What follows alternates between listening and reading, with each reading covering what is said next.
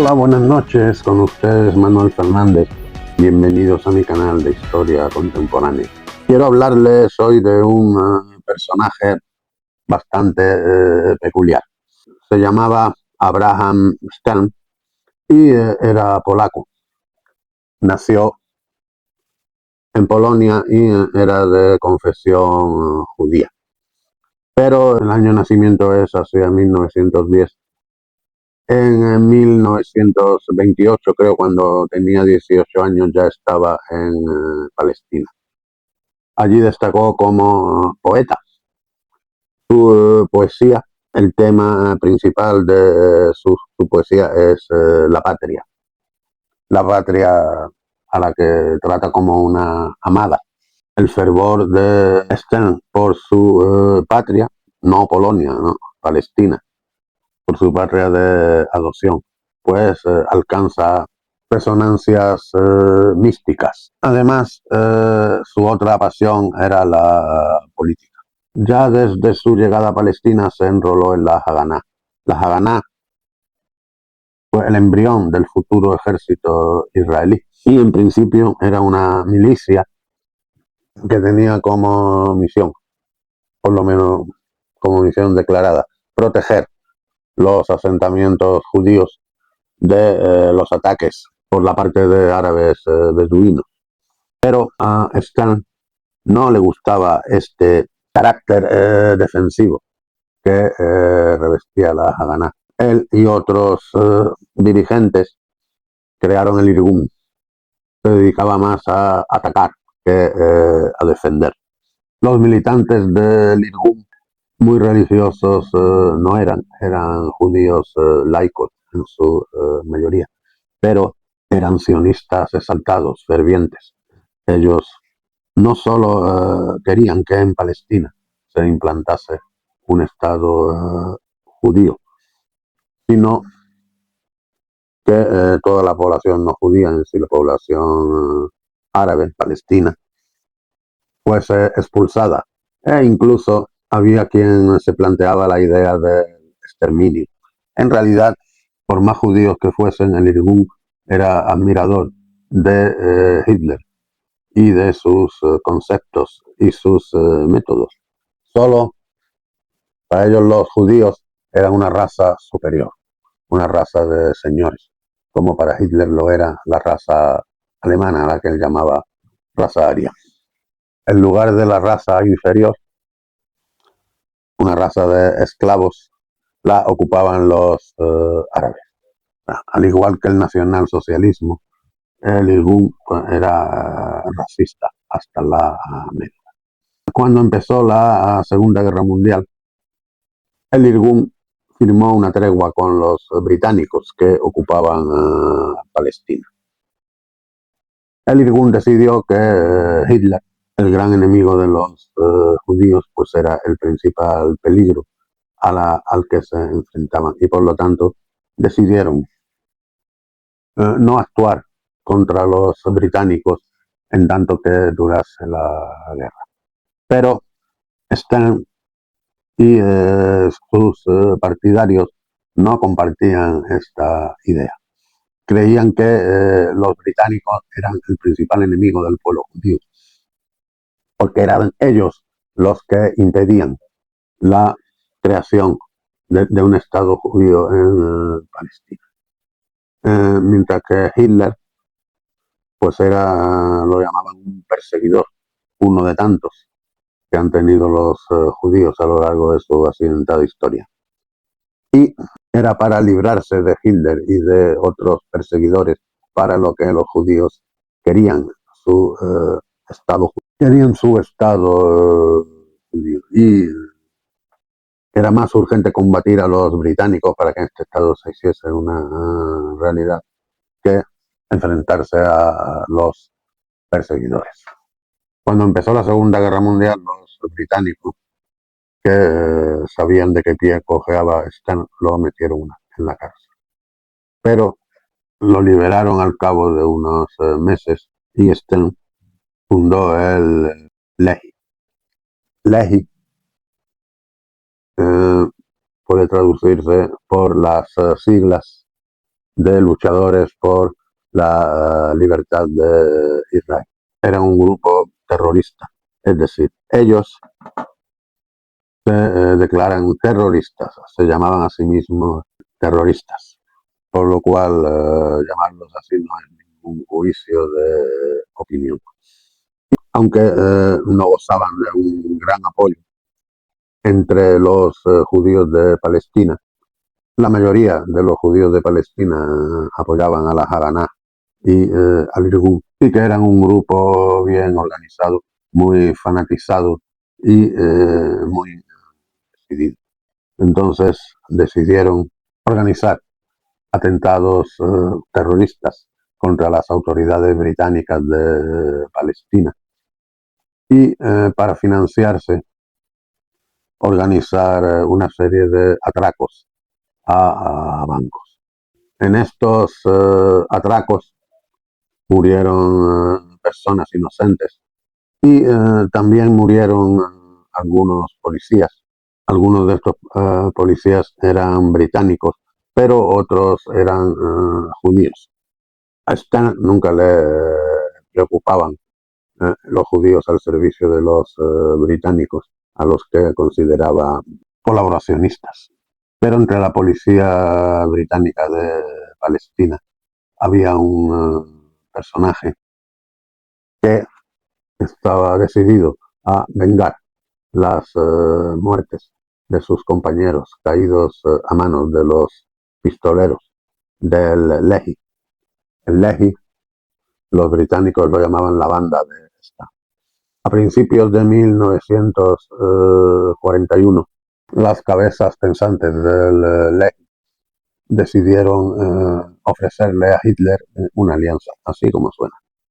Le ofrecieron a Hitler iniciar una rebelión contra los británicos en Palestina y montar un estado totalitario. Vaya, una caricatura del estado alemán, el estado alemán bajo el nacional socialismo. Y Hitler reconocía el estado de Israel y sí facilitaba la emigración de judíos a Palestina para luchar contra los británicos. Había en aquel entonces un medio de comunicación eficiente entre Palestina y Alemania. Era el mandato francés de Siria y Líbano.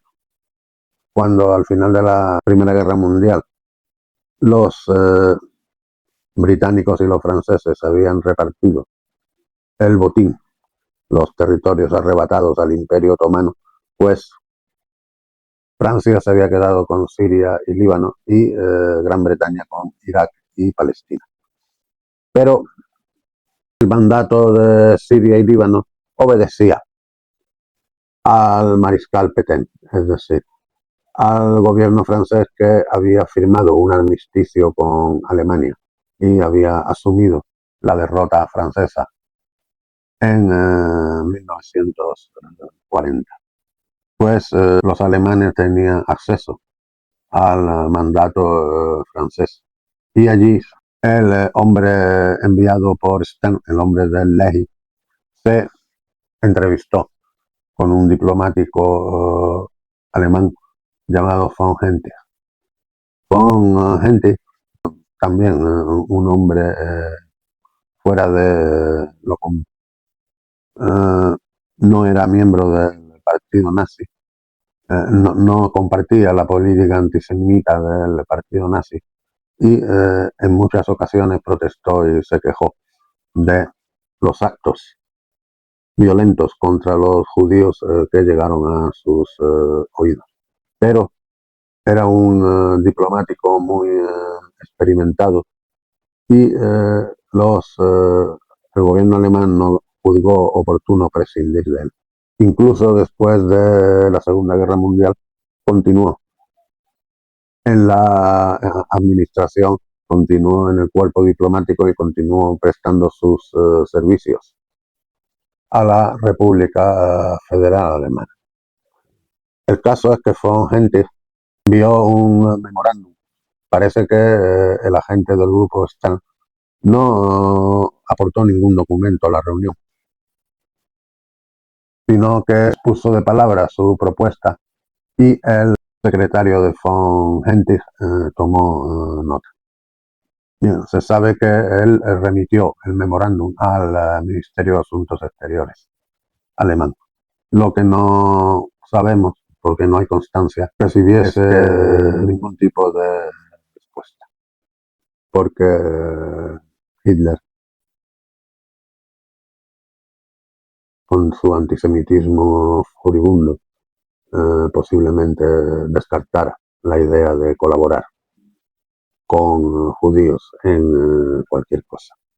El caso es Morton, el policía, era superintendente asistente en Tel Aviv, se distinguió en la detención de algunos miembros de Lehi en el curso de la misma.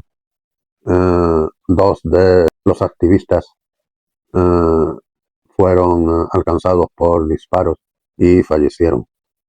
Y otros dos resultaron heridos de gravedad.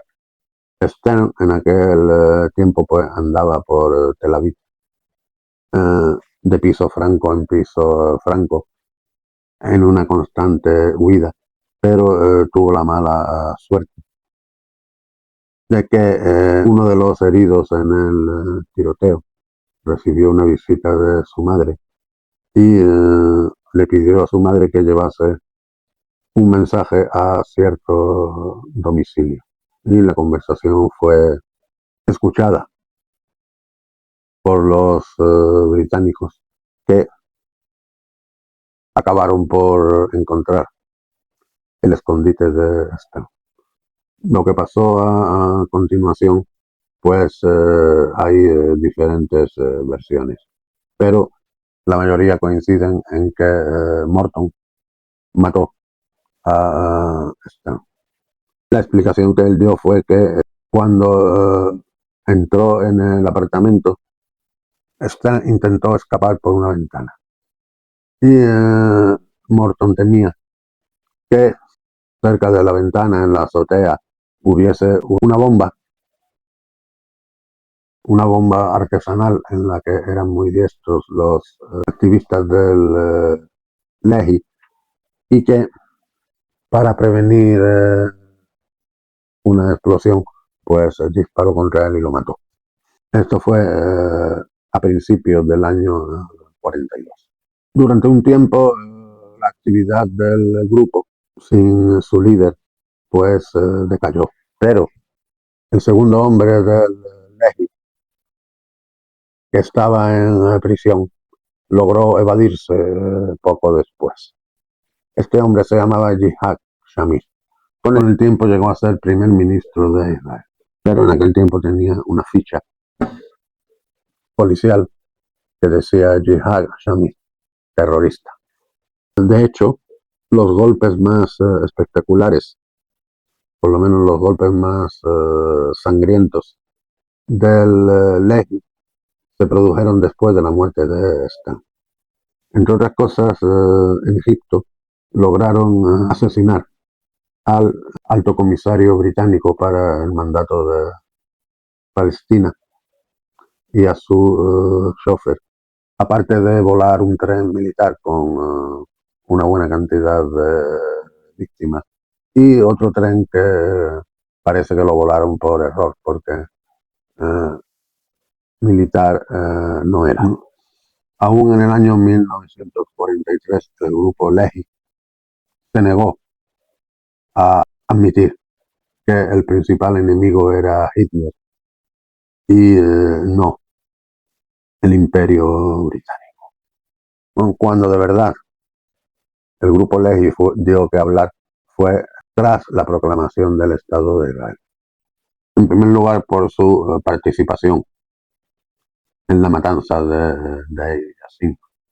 Deir Yassin era una aldea cercana a Jerusalén que fue atacada por el Lehi y el Irgun, pero con apoyo logístico y conocimiento de la Haganá.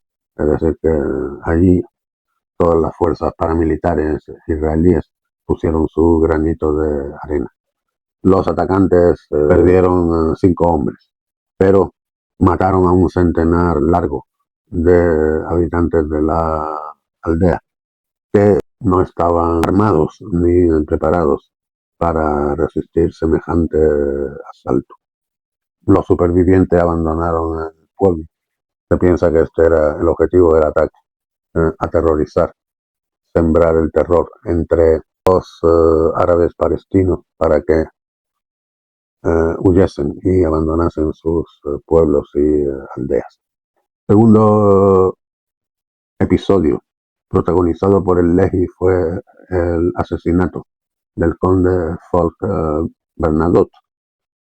Este era un diplomático sueco y cuando se proclamó la partición de Palestina en 2 estados, uno judío y otro árabe, Folk Bernadotte acudió a Jerusalén para intentar poner a las partes de acuerdo, conseguir que firmasen la aceptación del plan y se pusiesen de acuerdo en los detalles.